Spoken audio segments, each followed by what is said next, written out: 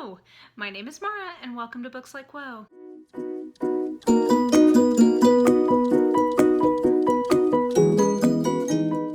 So I've got kind of a meta discussion for you guys today about BookTube. I was going through my list of channels that I'm subscribed to, and it just kind of got me thinking, like, what is it about a channel that makes me subscribe? So I don't know. I thought that it was kind of interesting when I was thinking about it, and I don't know, hopefully you'll think it's interesting too.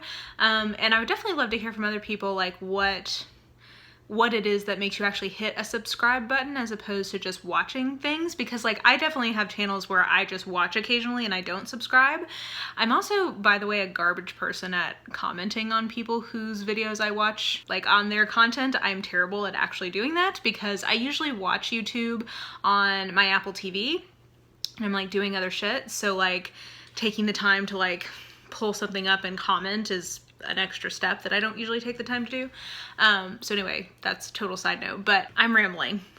Basically, all that to say, today we're going to talk about what actually makes me subscribe to someone, at least on BookTube, because this is a little different depending on kind of the genre of YouTube I'm watching. But anyway, let's just get into it. So the first thing, and this is like the most minor thing, but I just wanted to like put it out there as sort of table stakes. I don't subscribe to channels in general unless there's some like a real kind of extra factor in there where the video quality is terrible or the sound quality is terrible or I can't see them. And I'm not talking that it has to be fancy or nice. Like I record on my phone because I told myself I wanted to do BookTube for a year before I invested in anything besides that. So I'm not saying you have to have like a fancy camera or anything. I'm just talking about basic, like I want to be able to see you.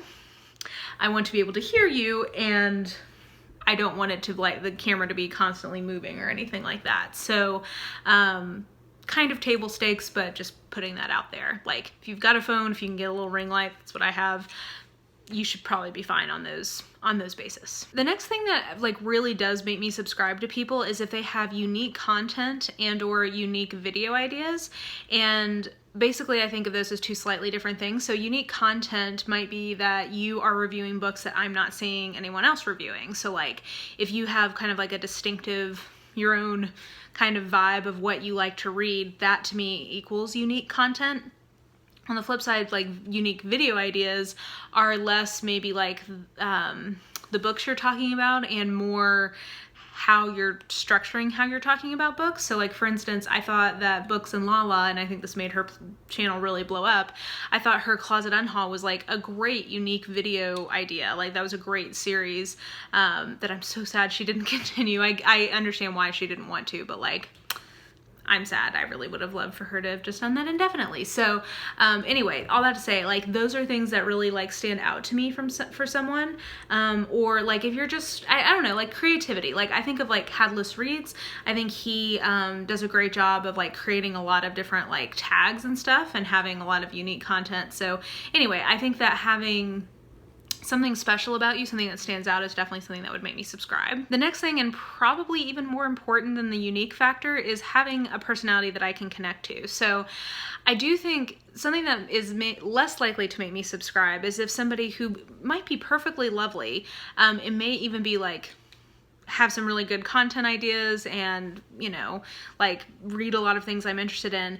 If your personality is completely flat on camera, it's harder to connect with. So it doesn't mean that you have to be like over the top, bubbly, whatever. That's not what I'm saying. I just think that having a certain level of like at easeness in front of the camera and an ability to kind of get across who you are on camera is something that's important, at least for me, in terms of like who I want to watch regularly. I like to feel like I have some sense of like what you would be like if we were like getting a beer and talking about books. I want to just have a kind of a sense of who you are and like what you're about. And you know, big personalities definitely can help. Like I think Damien Tariquez, like he has a great personality, and I think that really comes across on camera. Peter Mon has kind of a big personality, a really big personality that I really enjoy. Someone like Lily C. Reads, and those are all people who have maybe bigger personalities. To me, that's not like the best example, but like Books and Lala, she doesn't have a huge personality. Chapter Stacks, I don't feel like she's super crazy or anything. I just think that it's good to give watchers kind of a sense of who you are, because otherwise, like, how are they going to make a connection? I don't know. That's just how I feel. The next one is somebody who has a lot of highly relevant content. And I guess what I mean by that is, if you, like, let's say you are somebody who really loves thrillers or mysteries, a channel who is routinely reviewing those books, that is going to be very relevant content to you. So like, if there are channels who tend to have like similar taste to me, or who are reading similar things to me, that tends to be more relevant content for me. Or if it's somebody who does a lot of like new release stuff, and if it's new releases I'm interested in, then that could also be highly relevant. So sometimes the personality I don't have to necessarily be connecting with them on a personal level if their content is applicable enough to me and to what I'm trying to find or what I'm looking for. The next one is a little controversial, and I don't mean this as shade, because I think the people who've gotten these opportunities, I'm very happy for them. Like, honestly, genuinely, I'm happy for them. But I don't necessarily subscribe to channels that feel often very much like an ad. This doesn't mean that I don't watch them from time to time, like I definitely do, but some of the bigger channels where it feels like a lot of the videos are sponsored, and it just feels like there's a lot of in partnership with, it does put me off, honestly. Like, after a while, just because it feels so corporate, I guess. And I had that actually as another point on here, was like not too corporate or woke. And I guess what I mean is, so there's two things. One, I don't like there to be a ton of ads, because I just think, for one, it does ultimately, if there's too many of these ads, it does start to kind of undermine my confidence in the person's opinions. And that is a huge part of what I'm coming to BookTube for, is to get a sense of what people think about various books. So like, it does kind of compromise my trust in their overall objectivity. Not even objectivity, just their honesty. And that's so harsh. I don't mean that as harsh as that sounds, because I don't think that many people are willfully lying about things. I just think, and I understand this even as just someone who gets arcs, like little old me who like sometimes gets arcs. If somebody gives you something, because you're like somebody with like home training and like manners, you want to like be polite and be reciprocal in some way. Like, that's just human nature. And so I don't think it's that I necessarily think people are like lying about liking books. I just think that there's an implicit pressure when you've received something from someone, either for free or if you're being compensated for something. It changes the equation whether you like it or not. And this is kind of bleeding into the next point I brought up, it does also kind of start creating this like corporate vibe to BookTube, which I don't love. Like, I don't love feeling like every video is being intruded upon so directly from the publishers or from whoever. I don't love that, and it makes things feel very cookie cutter. Like, and again, I'm not trying to be mean to these bigger channels, because I'm, totally respect the hustle, totally respect the fact that they've gotten to a point where they're having these opportunities. I think that that's fantastic for them. I'm just saying, for me, in my feed, and the reason why I don't subscribe, like why I will watch them sometimes, but I don't want to subscribe, is that, like, let's say there's a big hyped book coming out, and this is particularly true, just let's be honest, with channels that are primarily YA.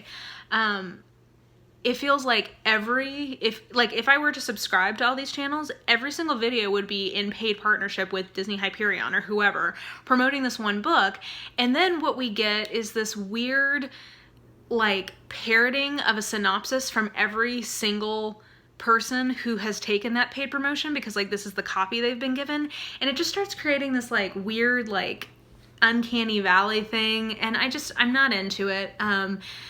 And what I mean by like corporate too is that I think that sometimes the way I hear people talking about new books that they've gotten can start to feel a little like canned, and like the only way they know how to talk about books that they've gotten is to just give you some sort of like canned synopsis, as opposed to saying like, yeah, this book is about like dragons, and there's like this guy who's supposed to come and save everyone, and I got really excited because it reminded me of this book. Like, that's more the kind of discussion I want to hear, as opposed to like, Billy was 5 years old when he found out that he was the dragon slayer in the land of blah, blah, blah. Like, do you know what I mean? Like, I just don't... it just feels too formal to me, and I guess I just don't necessarily love that. So sorry, that was kind of going on what I don't subscribe for. I guess what I'm wanting to say is I really like channels where there's not too many, where it's a little more informal, where I can really feel the genuine enthusiasm from the person about what they're talking about, where it isn't so cookie cutter and it's a little bit more kind of individual. And even if it's talking about the same book, so like let's say Cassandra Clare has a new book coming out, I feel like if I were going to watch a video from like Dane Reads, I think he's doing a reread with some other people right now, or he's doing a read of all the Cassandra Clare books. So like, let's say she has a new one come out and he does a review of it. I don't think that the review I would get from him would feel super like, here's the copy that I received, and like, here's what this book is about, and here are my thoughts. Like, I like that it's more of a relaxed tone, and so even if he's talking about a very hyped book, it's not going to be in a very hyped way. And that's really, I guess, what I'm trying to get at, is that I like channels where I never feel like they're just feeding hype for the sake of it, but they're talking about things that they're genuinely excited about it, and when they talk about it, you can tell they're genuinely excited. And then last, I think the other thing that makes me hit subscribe is when I see channels that I think have tastes that either mirror mine or supplement or complement my taste in some way. So I think two people I've been super into in the last couple of months, like when I did my move, I got really into them for some reason. Actually three, let me give you three. One is Sam from Thoughts on Tomes, Caitlin from Kitty G, and Emily from Books with Emily Fox. None of them have tastes that are actually all that similar to me, because all of them read a lot more like SFF than I do, but the way they talk about those genres make me excited about those books. And all of those, for example, by the way, all of those are like bigger YouTubers, right? Like they aren't, I think they're all in the tens of thousands of subscribers, but I think that they are still able to talk about books in a way that feels really genuine to me and doesn't feel overly hyped, even when they do some of that kind of paid content. But anyway, all that to say, the reason why I think I've enjoyed them and subscribed and watched their videos a lot is that I think their tastes are adjacent to mine when it comes to fantasy and science fiction. So it kind of pushes me out of my comfort zone a little bit. Like it's telling, like I'm getting new titles from them that I haven't necessarily heard of, or I'm getting like hype on titles that I haven't necessarily heard hype about before, but it's not so far out of my comfort zone that it's like not ever gonna apply to me. So to me, that's like a really nice balance in a channel, when there can be like new things that I'm hearing about, but it's still close enough that I'm getting good recommendations. So those are sort of like complementary or like supplemental taste. People who have, like, I don't know that I've ever seen someone on BookTube who I was like, oh, we read all the same things. I mean, I tend to like channels where people are pretty omnivoracious, so like those are channels that I like, but I don't know. I've never really, I just had this realization. I don't think I've ever really encountered somebody who I would say had taste that was super similar to mine. There's like people who have kind of like parts of their reading that are similar to mine. So like I can definitely see parts of my reading in somebody like Beautifully Bookish Bethany, because I do think she does read pretty widely, but a little bit more specifically than I do. Ash Hart Books has some parallel taste in like romance that I do. I don't know, Dane Reads, like I think some of his literary fiction and like mystery stuff is pretty close to what I like to read. So like I can kind of stitch it together. And I do like people who I can see like, oh yeah, I read and loved that book too. Like, yes, I agree. Like we're gonna be buds, or like we're gonna be book friends because we have similar tastes. So anyway, that's the last kind of piece of the puzzle, is how closely someone mirrors my taste, or at least like pushes me out of my comfort zone and is close enough to my taste that I can get new recommendations from them. So anyway, I'm not sure if that will be interesting to anyone, but I was having kind of a moment of like, why do I subscribe to people? Let me know like what you look for when you are like kind of on, like I get in mood sometimes and I'm like, I'm on the hunt for new channels. So like if that mood ever strikes you, like what are you looking for? Do you agree with anything I said? Do you disagree? Etc., etc. So anyway, I think that will do it. If you enjoyed this video, please like, subscribe. Hey, there you go. Follow me on the social medias if you are so inclined. I have all that information listed in the description box below.